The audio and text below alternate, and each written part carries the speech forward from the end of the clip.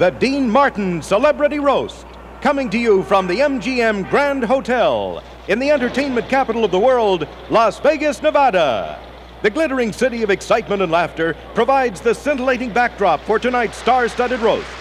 Ladies and gentlemen, from the celebrity room of the Grand Hotel, Dean Martin honors our man of the hour, Michael Landon, with tonight's guests, Don Rickles, Lorne Greene, Phyllis Diller, Amanda Blake, Sid Caesar, Ernest Borgnine, Joey Bishop, Jan Murray, Cliff Robertson, Euell Gibbons, Norm Crosby, and your roastmaster, Dean Martin. And tonight's very special man of the hour, Michael Landon.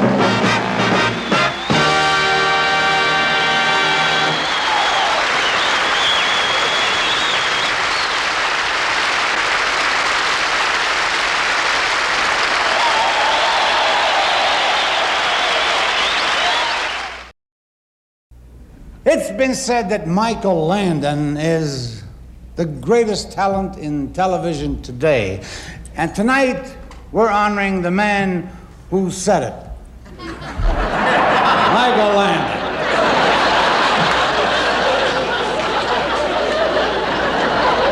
Michael was born in the East. He comes from a pioneer strain. His great-great-grandmother came out west in a covered wagon and had 27 children. And believe me, that's quite a strain on any pioneer.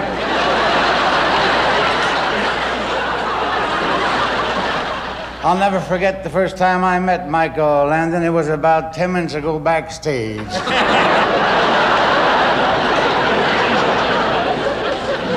Although Michael was a superb athlete, he was never anything with the broads. He was shy. His idea of getting a girl in trouble was bringing her home after 9:30.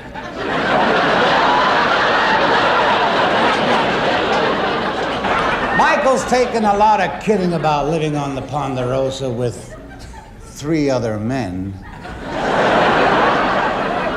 But I've never been suspicious. I happen to know he's a two-fisted drinker, a carton of milk in each hand. While Michael was one of the Cartwrights, he was so busy mending fences, plowing the fields, and branding cattle, there was no time for romance in his life except in one episode. He fell in love with a horse that shaved its legs.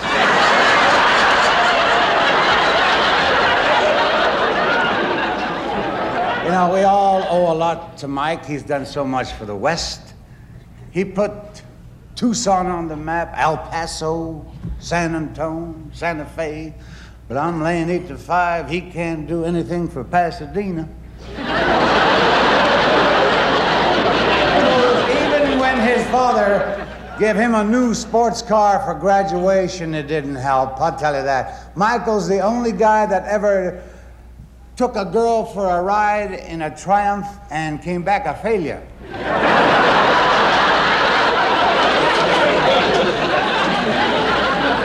Here's the woman of whom Picasso once said, "Somebody throw a drop cloth over that." But I really love her, and she's beautiful, Miss Phyllis Diller.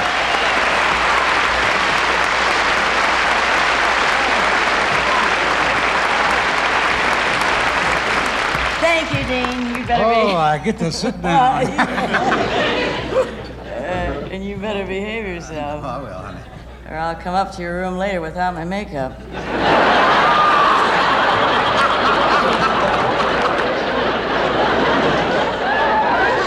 Michael, darling.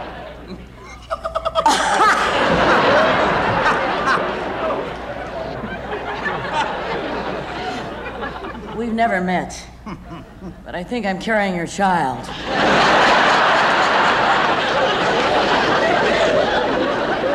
And this may come as a shock to you, Peach Fuzz. But our affair started on Bonanza. I was going out with Paul Cartwright at the time. But baby, compared to you, Lorne was green. Tell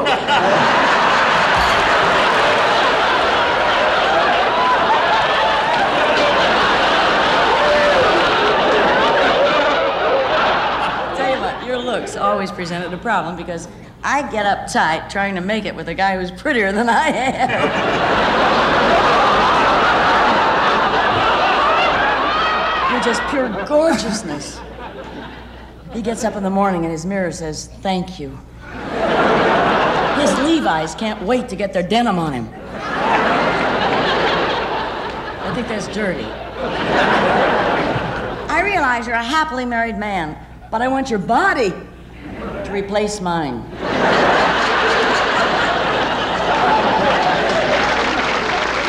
Mike, I hope you don't mind me playing hard to get like this.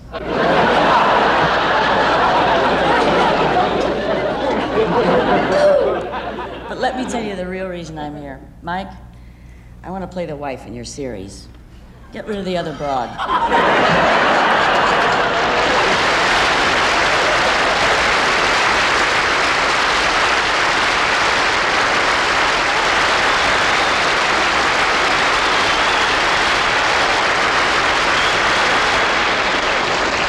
Ladies and gentlemen, a real fine actor and a great guy, Mr. Ernest Borgnine.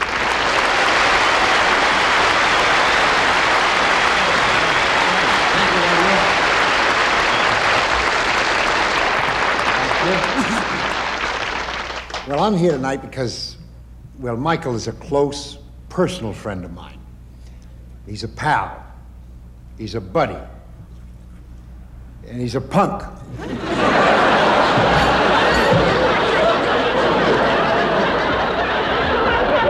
I've been watching Little House on the Prairie, as everybody else has, too. How wholesome shows like his are making bad guys an endangered species. You know, I stood in the unemployment line yesterday with Howard Cosell, Don Rickles, and Martin Borman. And Borman's the only one with a series next year.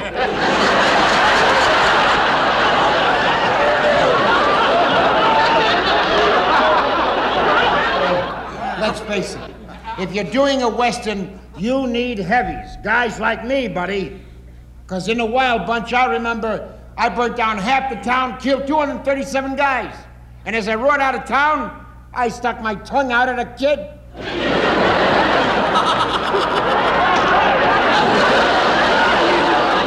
I'm warning you, you'll be out of town by the 11 o'clock news, buddy. Because I'm going to come to the Little House on the Prairie, stampede your cattle, burn down your house, and steal your hair blower. Yeah.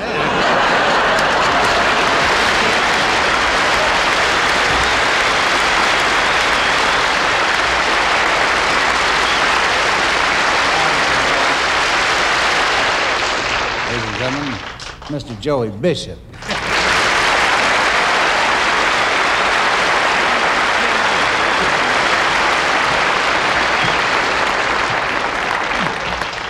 I'll tell you what a thrill it is, sitting next to Cliff Robinson and Euell Gibbons explaining the jokes to them.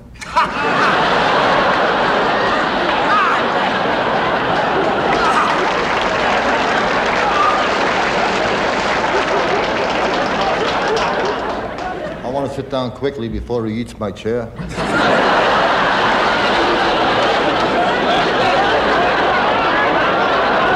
just want to say that it's a big thrill for me to be here honoring Michael Landon.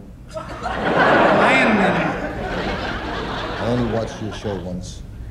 Not this one. The one with the two brothers and the ranch and all that. It was on for 14 years. One time I watched it. In the show they kept calling you Little Joe, Little Joe. I thought they were saying Little Jew, so I turned it off. I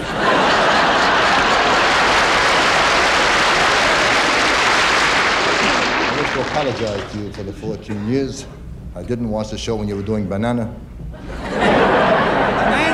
Bonanza. Okay, Bonanza. What's the difference? I only watched it once in 14 years. I remember also you had two brothers, right? Horse and Adam. Correct? I also have two brothers, Moish and Hesh. Now, if you're going to do a series about real life, you should have done it about me and my two brothers. It wasn't the West, it was the South. South Philadelphia. That was struggling. How we struggled. What do you know about struggling with the Ponderosa? In your series, you each had your own bed. My two brothers and I slept in the same bed. I didn't get to sleep alone till I got married.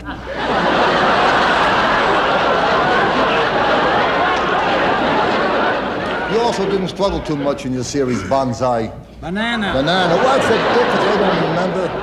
You and your brothers, you had it good. You had your own horses, plenty of food to eat, everything you wanted. My two brothers and I, we were poor. We didn't have a single toy between us. All we had was a piece of wood.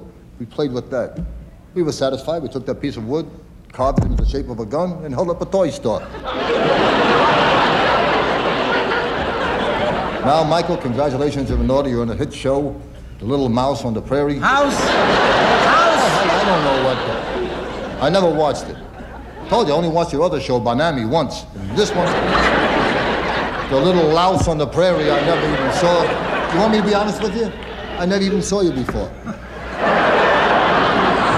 What's more, I'm not even so sure I want to look at you now. So if you don't mind, I'll do my stuff here. Because from what I understand, watching you or looking at you could be dangerous to your health. That's why I'm here tonight to warn America about the hazards of watching your news show. The Surgeon General has just released a report showing what happens to people while you are on the air. During last week's show alone, 18,000 people yawned so much they fractured their jaws.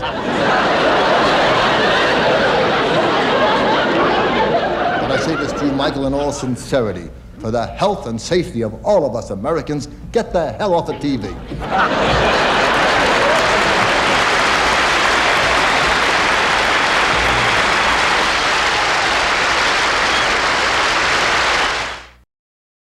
Ladies and gentlemen, Mr. Norm Crosby.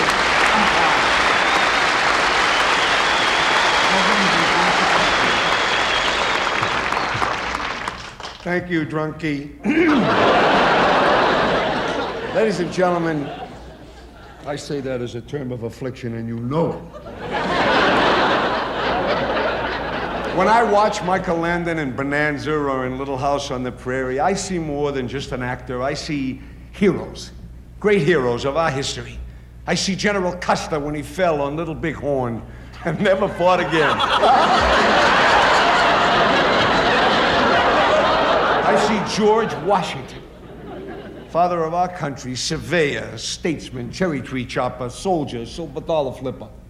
Man who was years ahead of his time. Did you know that in 1776 he fought the War of 1812? Never had insurance, never. They wouldn't give it to him. They knew he liked to stand up in the boat.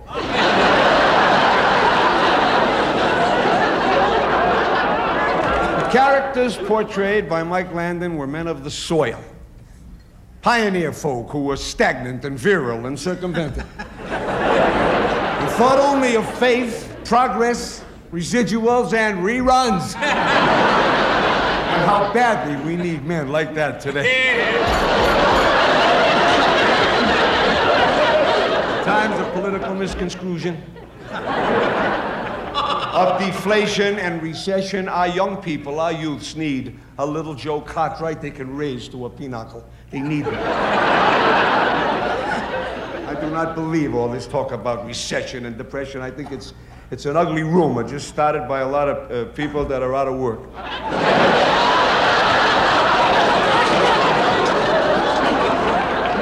This man, Michael Landon, is fashioned from the same hardy stock of the true pioneers who made our country great. Men like Alexander Hamilton, who went out and built roads and established schools. Men like Aaron Burr, who went out and shot Alexander Hamilton. Men like the gold prospectors who rode by Sutter's Mill and saw something in Sutter's Creek that made their eyes pop. It was Mrs. Sutter. She was skinny dipping. And these were not supermen, nay, that means no. They were all stand-up guys like Ernest Borgnine and Lorne Greene and Mike Landon. Not you. If you could stand up, you would have been out of here an hour ago.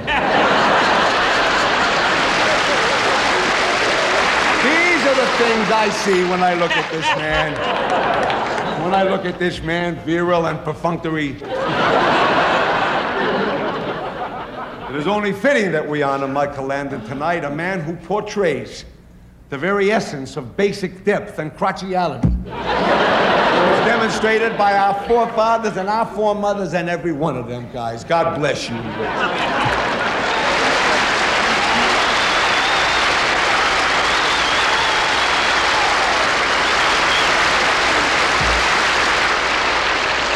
Now, we're very happy to have Euell Gibbons with us this evening, the author of several fine books on natural foods. He believes in eating parts of pine trees and wild bushes. For lunch this afternoon, he had a cactus burger. It makes a nice meal. You can eat and pick your teeth at the same time.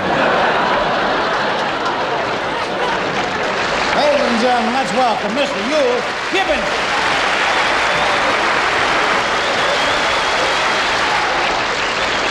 I know it may seem a little incongruous for a man of the wilderness, such as myself, to be here in Las Vegas at the MGM Grand with somebody like Dean Martin.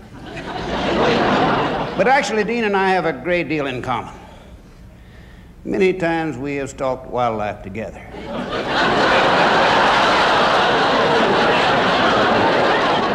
I'm here to give Michael some fundamental tips on surviving life on the prairie. I know a lot about this subject, having spent about 40 years surviving in the wilderness and living off the land. I've often been asked why I started doing that, why I spent 40 years wandering in the woods. The answer is really simple. One day I left the house to pick up a pizza and I got lost.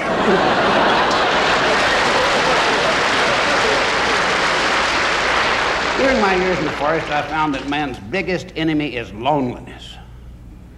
But there are many ways to combat it.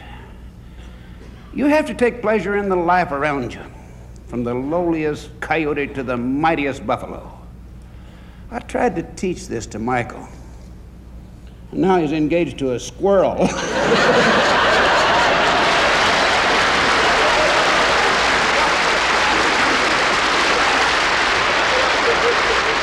The MGM Studios recently signed one of Hollywood's greatest film producers to prepare a motion picture that will star Michael Landon, and with us this evening is the producer, ladies and gentlemen, one of America's great filmmakers of Western classics, Mr. John Whitestone.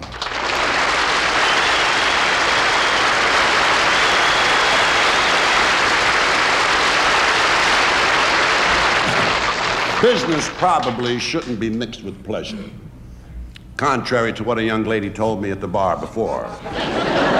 But this picture we're doing is a must for you. I just can't see anyone else doing it. It's a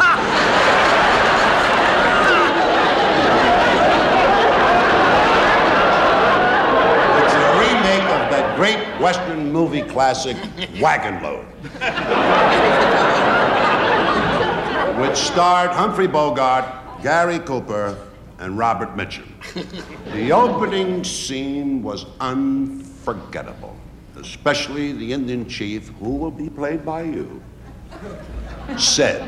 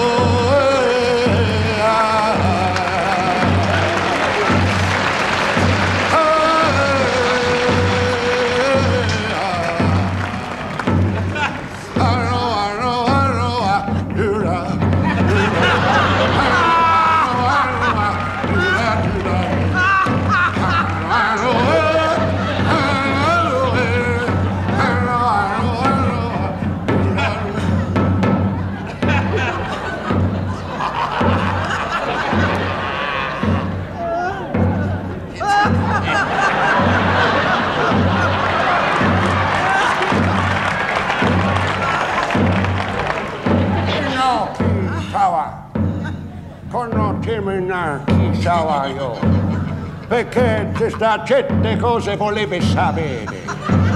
Kinano te tawanose na kokoyoko kaina chikawa noni notawa. Notawa.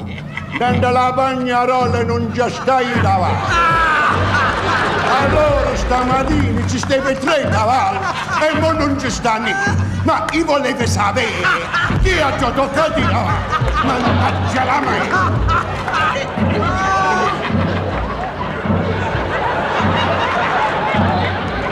There's no towels in the men's room.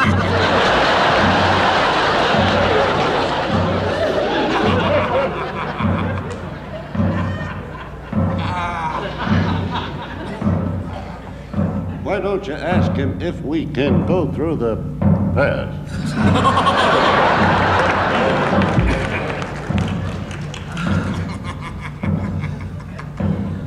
Why don't you ask him when we get to smoke the pipe?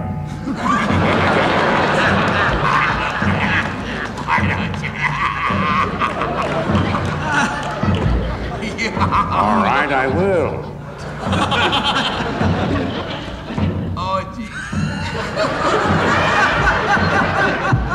Nakasui Kanaksai Sakahi one of the things Hirakawa Katachi Katakaha.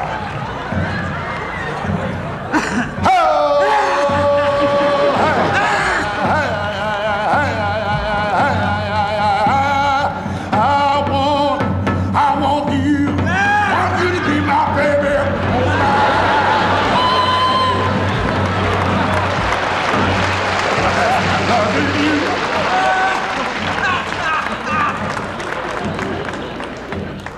Said he's singing Indian. Said he's the best singer in all Muscalero territory. Ain't that wild?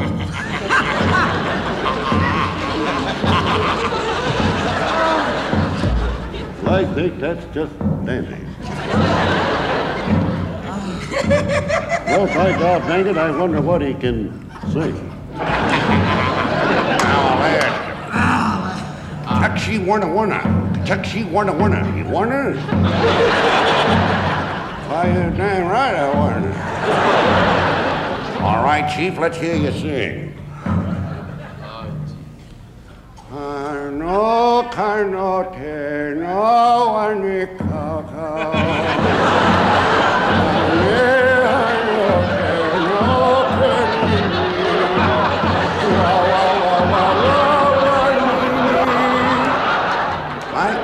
That's the kind of a picture it is. Class all the way. And this should clinch it. We're doing it in Italy. A spaghetti western. And all the tribes will be there. Vermicelli, Percatelli, Linguine, Fusilli, all of them. We're calling it the Godfeather.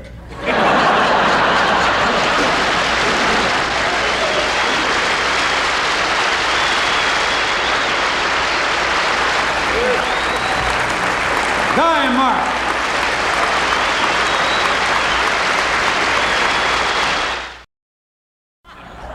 My best friend, and a wonderful comedian, and a good guy, Mr. Jen Murray.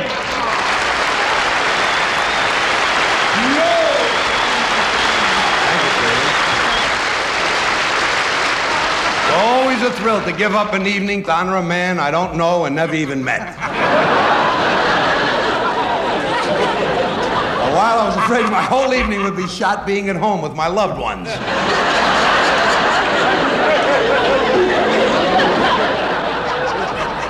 But this might easily be the biggest moment of my life because standing up here on this dais with Dean Martin, the wino, on one side of me and Michael Landon, the milk drinker, on the other side of me, while he's fermenting, he's curdling.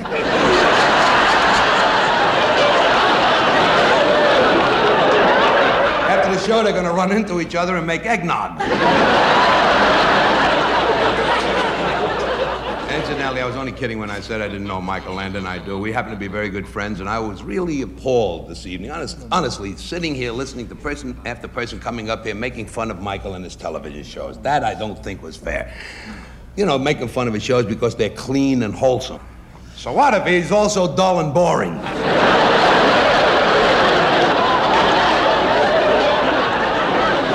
this is a man of whom Pat Boone once said, "Keep this square away from me." This man who is so innocent. The other day, a musician gave him some grass, and he tried to build a tennis court on it.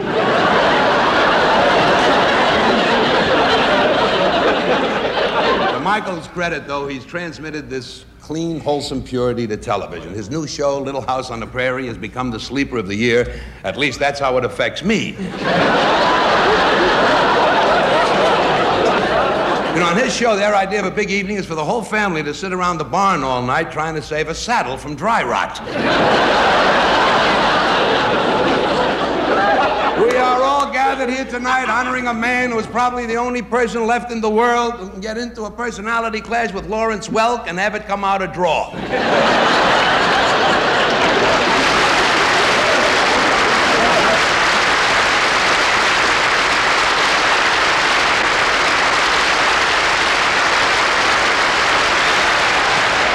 Ladies and gentlemen, an excellent actor, Academy Award winner, Mr.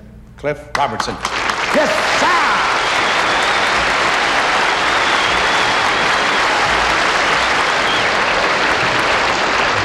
Thank you, Dean. Not many people know this, but Dean was NBC's first choice to lead the Ingalls family to their little house on the prairie. He wouldn't go on the wagon, so I know you try to be authentic, Mike, but a kid from New Jersey can't really know about pioneer life. I mean, in Newark, when they sing "Get Along, Little Doggy," they're really trying to shoo the poodle off the lawn, right? I'm no expert, but I happen to be from a family of cattle ranchers, and maybe that's why I spot certain things on your show that give you away as a city boy. Like the time you tried to brand your cows with a magic marker. And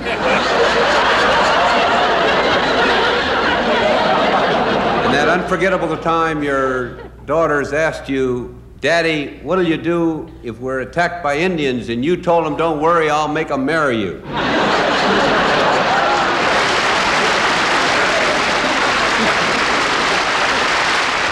Landon produces, directs, writes, stars in his new TV series. He's also the only male star with all those women. Around the studios, he's affectionately referred to as a little hog on the prairie. There's a rumor around town about how Michael, the actor, got the part from Michael, the producer. Is it really true you had to sleep with yourself, Mike?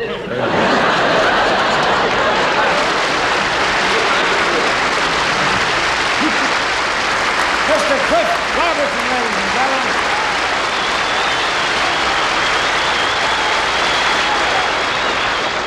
It's time to introduce Lorne Greene, who practically raised Michael Landon on television.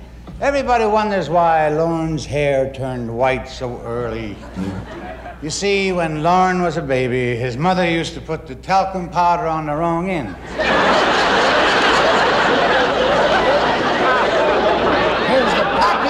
The Ponderosa, Mr. Lorne Greene.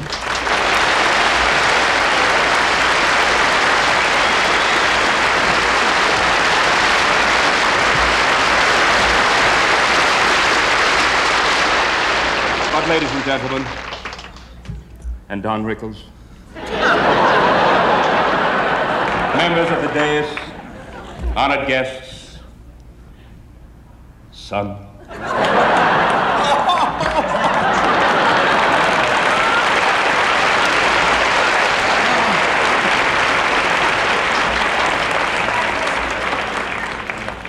Very sentimental. I like to say, sit up straight. Keep your hands off the table and put the cigarettes away. And put on your shoes. Mike's a little excited tonight. There's no school tomorrow.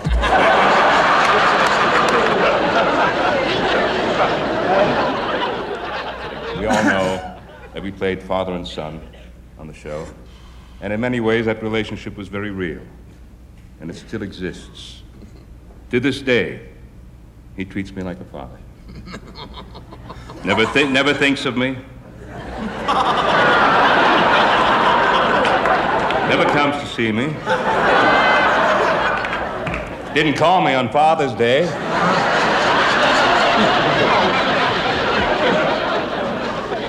I remember when I first met Mike, I was sitting and talking to Pernell Roberts, who played my oldest son, who calls every week. And they brought in this shy, awkward kid who didn't know what he wanted to do. And look at him. Actor, writer, producer, director. Still doesn't know what he wants to do.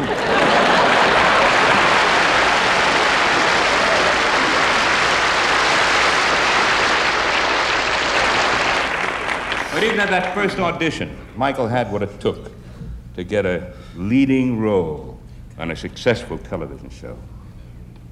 Photographs of the producer coming out of a motel in Tijuana.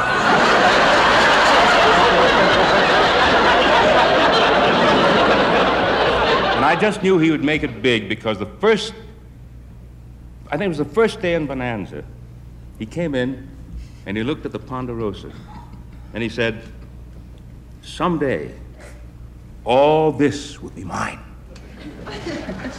And then he loosened the brakes on my car.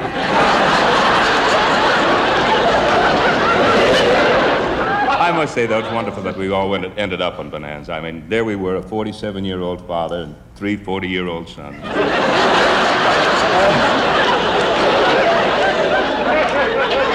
The boys are all fine young men. I mean, I did my best for them. I did everything I could. They didn't fight.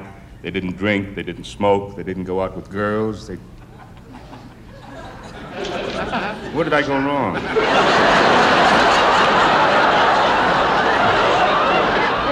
The truth of the matter is that Mike has a lovely home, has a beautiful wife, and a beautiful family.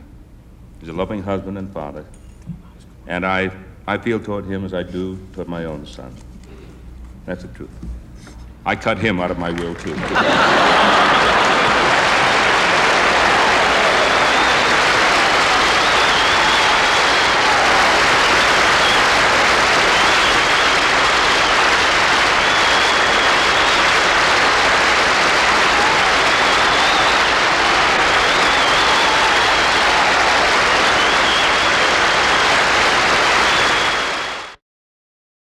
You know, Michael Landon is growing in stature as an actor all the time. Of course, Michael couldn't do all this himself. He had help from the world's greatest drama coach. The man is here tonight, ladies and gentlemen, Sid Caesar as Mr. Boris Ivanovich.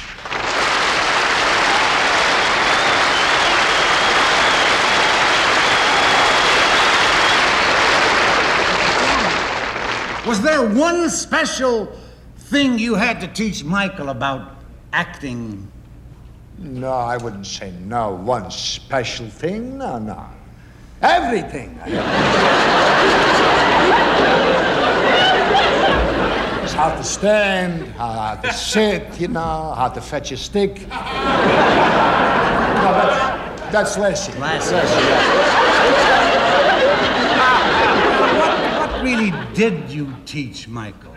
Well, he came to me and he said, I'm going to be in a little house on a prairie in Minnesota. Minnesota. Yeah. So he said, could you teach me how to act in cold weather? I said, you came to the right place, because in Siberia, where I live, when it's 40 degrees below zero, you pack up the family and you go to the beach and you take a dip.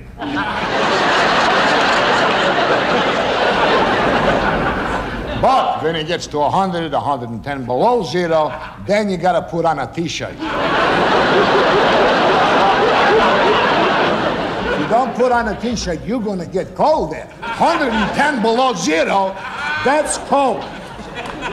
When you say the words, they stay there.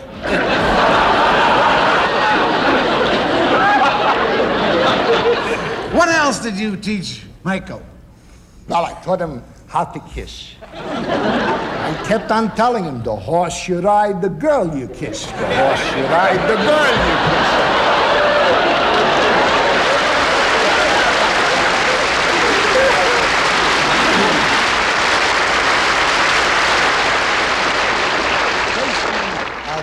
tonight is Amanda Blake, a red-headed beauty who captured your hearts for many years in the role of Miss Kitty, the owner of the Long Branch Saloon on Gunsmoke. She's spent more time leaning on a bar than I have, I'll tell you that. Ladies and gentlemen, the lovely Miss Amanda Blake.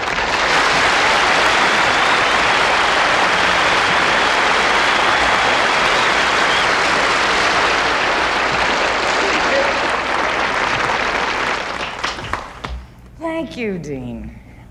You know, you would have been great in those Gunsmoke pioneer days, especially in California with the miners.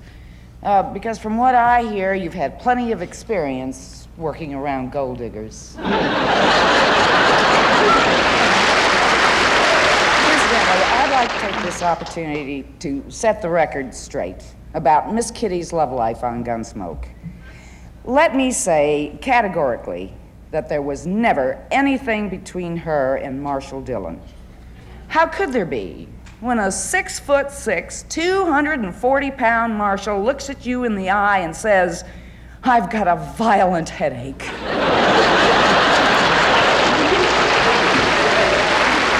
However, her friendship with Chester was another matter. Why do you think he was limping all those years?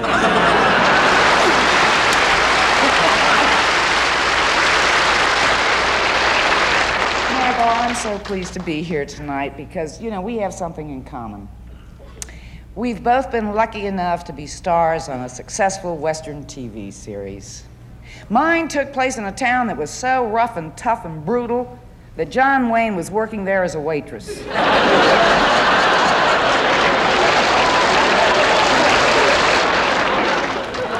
Now, on the other hand, Bonanza was a more gentle type show about a father and his sons and their vast empire of millions of acres of cattle and wheat and oil. You were called the Cartwrights, but to those of us who knew you better, we called you the Rockefellers.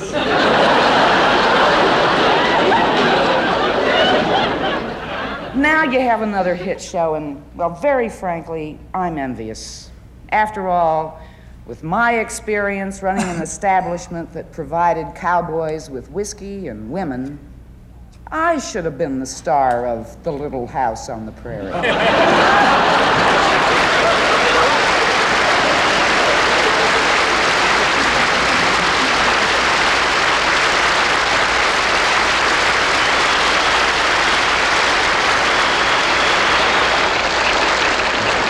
Ladies and gentlemen, Mr. Victor Sen Yung, better known to all you Bonanza fans as Hup Sing.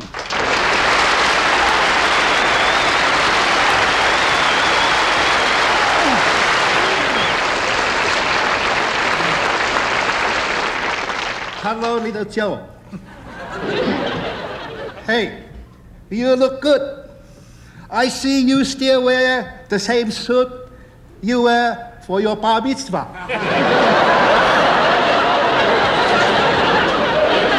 When you and Mr. Ben coming back to the Ponderosa, Hop Sing cooked very fine dinner 5 years ago. Nor can keep dinner warm much longer.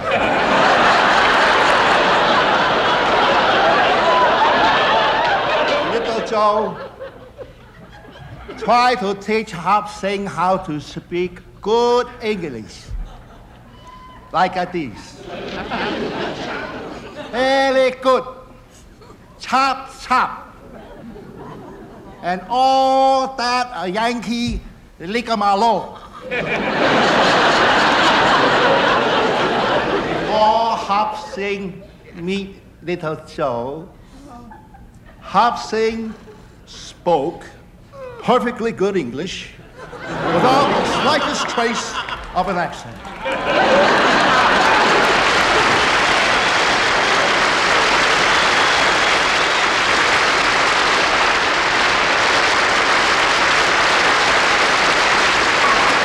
America's sweetheart, Mr. Don Rico.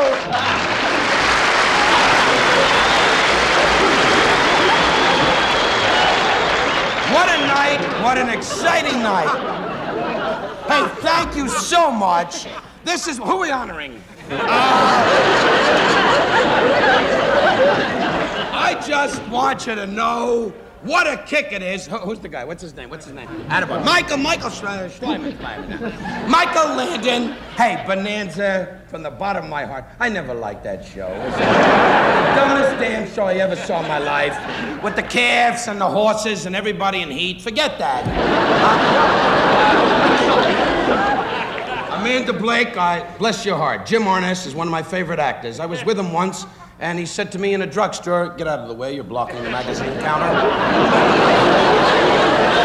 Ernest Borgnine on the Poseidon. Ernie, you're a fantastic actor, as Marty in that wonderful picture when you said, I need a broad.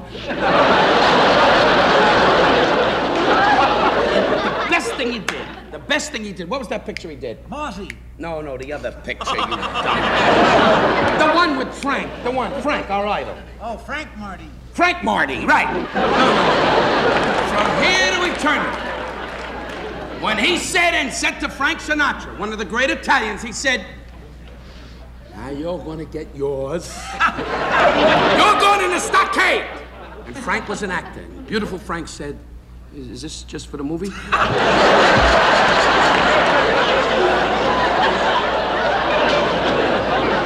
Michael, to you. Michael, really, with your hair, I worry about you. Pop Cartwright worried about you. The whole ranch worried about you. Especially when you mixed between the herd and kept saying, "Move him out." Well, maybe you have a problem. I don't know, Michael. But when they said cut and the scene was over, you were in your dressing room a lot, alone. Humming and singing all the rodeo songs that we all love. I want to be with you so much.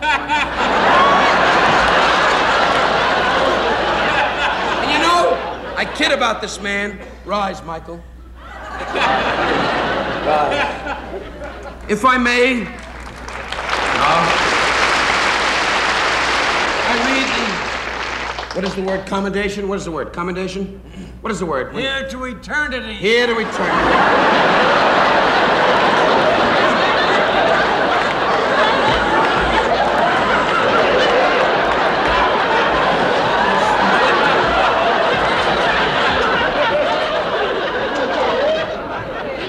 To the greatest cowboy star of our time, the award for riding the bronc. And later on, we're going to put a bell on your nose and let you run through the room.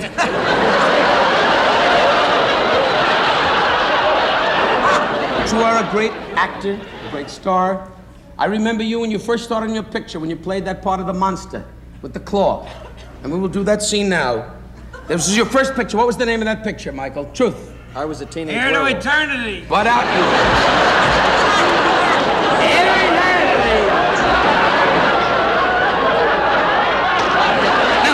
I didn't say sit. I will play the part of the guy you played. You played the part of the monster, right? You're the sheriff. You say to me, "Sheriff, the monster is ready to come into the park." Okay? Do a good job, I'm counting. Okay, I come in. Now come on, now we gotta do that. Sheriff! No, not yet, not yet.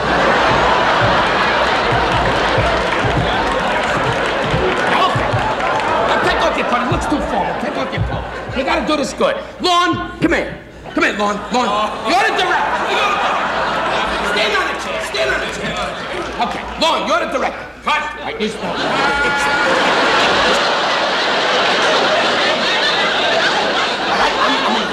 124 Denver Apple. 124 Denver Apple. It's Okay. a fake. Okay, I come in. Cut.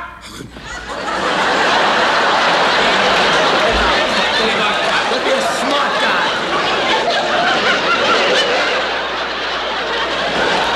Come here. 124 Denver Apple. Print. Roll them. I think I'm gonna throw up. All right, come in.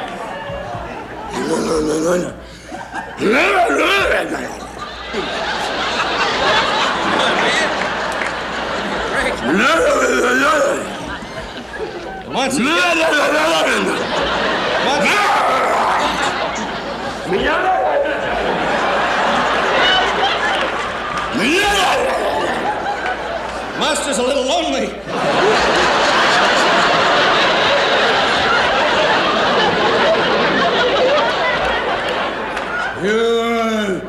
You come to house and we meet woman. When? You're one of the weirdest honkers I've ever seen.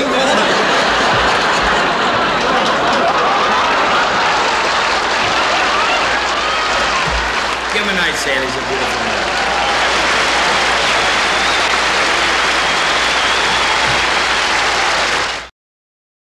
All night we've been firing away at our guest of honor, right point blank.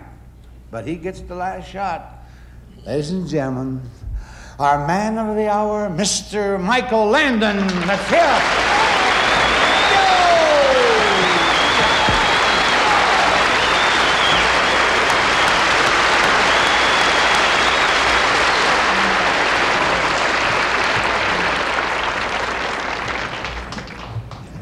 Thank you very much.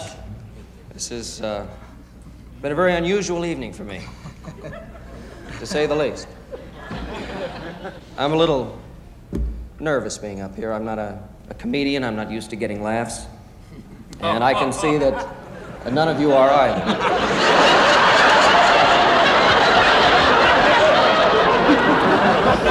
It's always nice to see Joey Bishop here. I asked to have Joey on the show. I wanted someone who's just as funny as Euell Gibbons.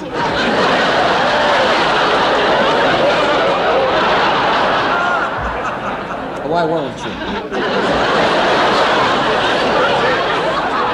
And Amanda Blake. Amanda, it's very nice seeing you here, even though I did ask for Barbara Stanwyck.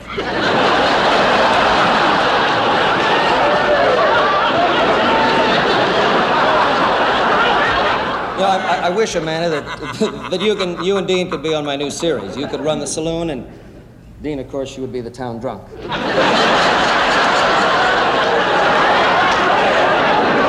So Dean's got so many grapes in him, he's being picketed by Cesar Chavez. There's another Bonanza alumnus here, of course, a Chinese cook, Victor Sen Yung. I want Victor to know you might have gotten a little more laughs, but you didn't listen to me. I told you, don't use the jokes in column A. It's the one thing I liked about having the whole Cartwright family together. With 4 Cartwrights, you get egg roll and wonton and plum. Now, and Jan Murray, your credit to the name Murray. Funnier than Catherine, but not as funny as Arthur.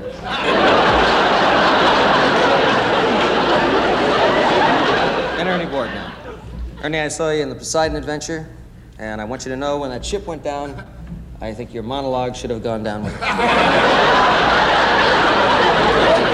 Ernie and I just finished working together. He's a very dear friend of mine. I'm very happy you came, Ernie, because we had 3 empty seats. It was nice to see my good friend Cliff Robertson. Cliff is a man of many, many talents, and none of which were evident tonight.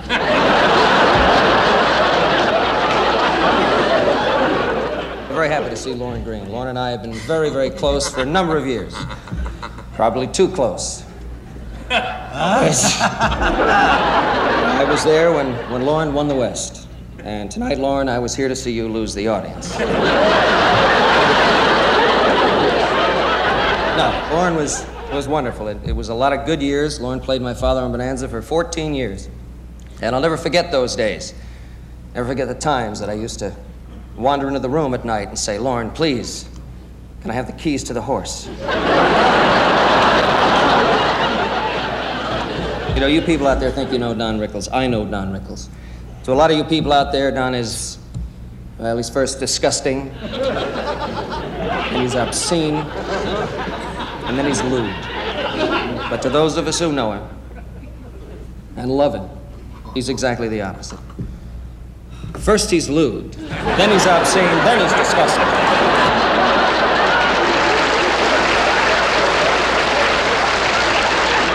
Seriously, this has been a fun evening. You're all of you up here on the dais, very big talents. But the fact that you're all big in television doesn't really mean that much to me. Let's face it, television is an invention where you're entertained in your living room by people you wouldn't have in your house.